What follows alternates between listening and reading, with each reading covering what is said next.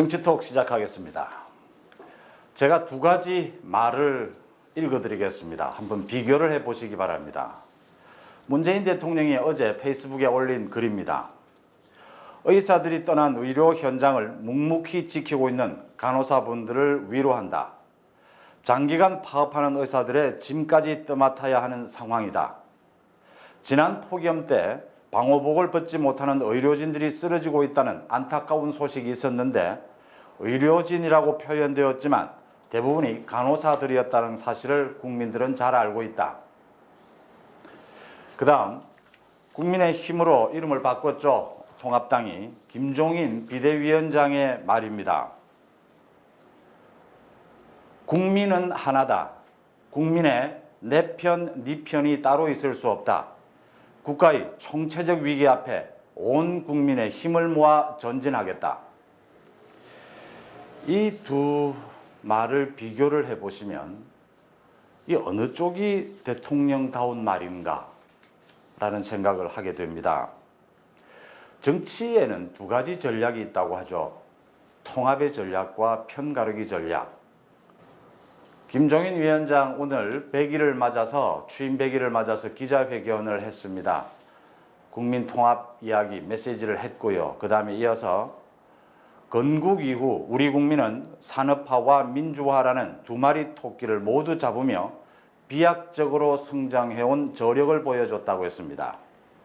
문재인 정부가 민주화는 정통으로 내세우면서 산업화는 독재로 규정해버리는 것과는 그런 편협한 역사인식과는 전혀 다른 균형 잡힌 인식이라고 볼 수가 있습니다.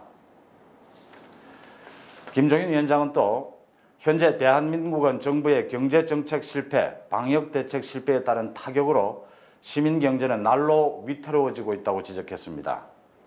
또 선출된 권력이 민주주의를 유린하고 견제와 균형의 삼권 분립을 무너뜨리며 언론마저 장악해 권력층이 법 위에 서서 국민을 지배하는 상황이라고 날카롭게 지적을 했습니다.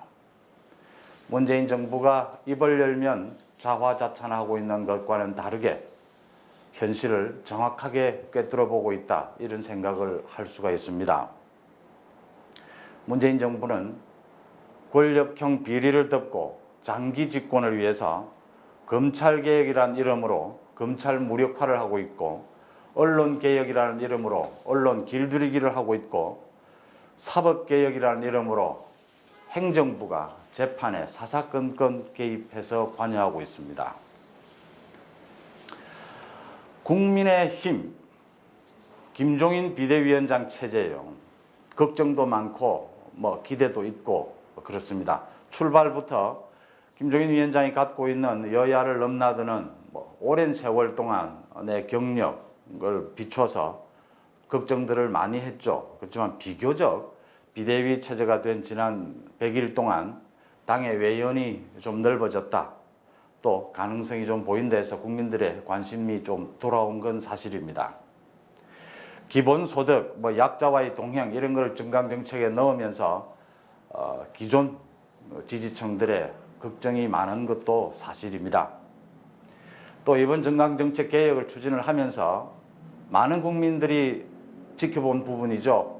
국회의원 4번 연임 금지, 또 김영삼 정부에서 시작이 된 광역의회와 지방의회의 그 부작용을 줄이기 위해서 통폐합하는 방법, 이런 개혁 정책들은 사실 현역 의원들의 벽에 부딪혀서 정강정책에 포함시키지 못했습니다.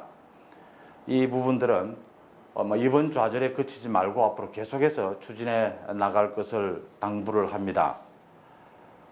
제가 가능하면 통합당, 국민의힘, 야당에 대해서는 좀 과도한 비판은 자제하려고 생각을 합니다. 왜냐하면 여야가 균형을 맞춰야 되는 상황에서 민주주의의 원리상 야당이 너무나 힘이 없는 상태고, 또 이제 대부분 초선들로 해서 새롭게 개혁을 해서 당을 꾸려가는 입장이기 때문에 비판보다는 격려가 필요한 때다, 이렇게 생각을 합니다.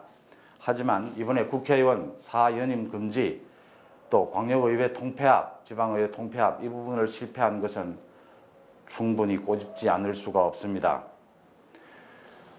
김종인 비대위원장에게 제가 또 말씀드리고 싶은 건요. 가장 중요한 것은 내년 서울과 부산시장 재보궐선거지 않습니까? 당 안팎에 많은 후보군들이 거론되고 있습니다. 대선 주자들도요. 김종인 위원장이 그 대선 주자들에 대해서 비평을 자주 하는 편인데요. 물론 뭐 기자들이 뭐 따라다니면서 계속 물으니까 또 답을 안 해줄 수도 없고 이런 상황도 있었겠죠. 하지만 안철수나 홍정욱, 홍준표, 유승민 이런 대선 주자들에 대해서 뭐 이미 검증이 끝난 것 아니냐, 또 뭐 얼굴만 잘 생겼다면 되느냐, 뭐 이런 식의 비판을 하는데 그건 좀 자제해야 된다. 저는 그렇게 봅니다.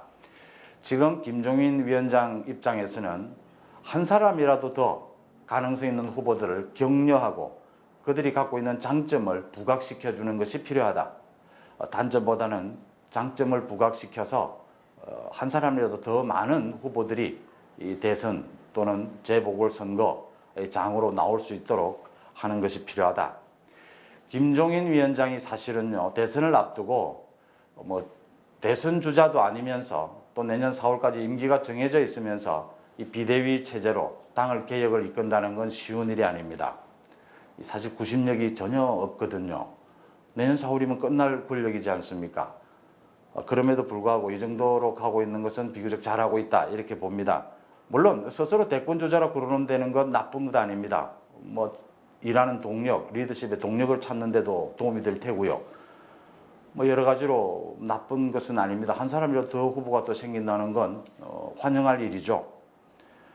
또 김종인 위원장에 제가 드리고 싶은 말씀은 권위적이라는 말을 많이 듣죠. 권위적인 리더십도 필요할 땐 있겠죠.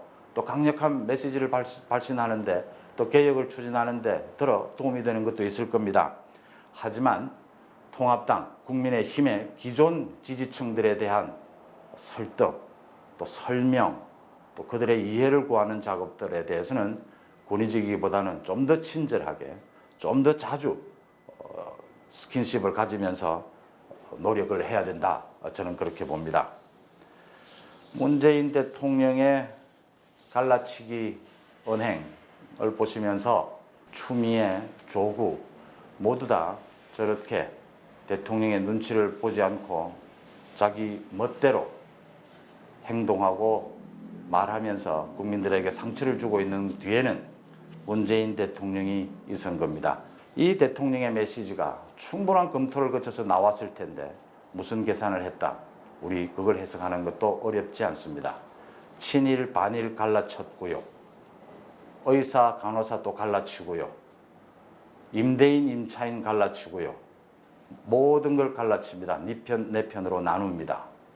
그러면서도 국가 위기 상황이라고 얘기합니다. 자화자찬합니다. 오늘 정치톡 마치겠습니다. 고맙습니다.